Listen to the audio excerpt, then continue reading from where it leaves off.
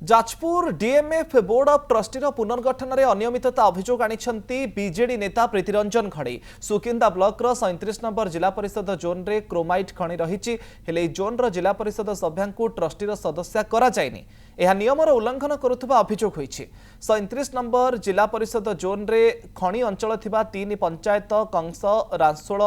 चिंगुड़ीपाड़ प्रतिनिधि रहिबा कथा हेले खनि अंचल प्रतिनिधि होइथिले मध्य भिन्न पंचायतरू प्रतिनिधि को सदस्य भावे मनोनीत करा जायछि। तेणु DMF trust board of trustee को पुनर्गठन करने को जिलापाल को भेटी दाबी करिसेंती प्रीतिरंजन एवं स्थानीय प्रतिनिधि।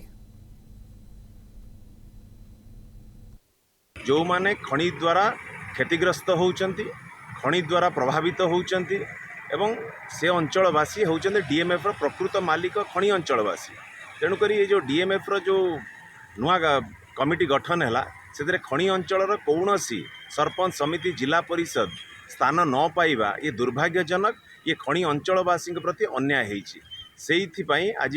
जिलापाल महोदय पाखे आज भेटिकी आलोचना करिछु ये जो पुनर्गठन होइछि जो कमिटी जो तालिका आसी ताको एग्जामिन करिबा पई एवं खनि अंचलवासी को न्याय देवा पई।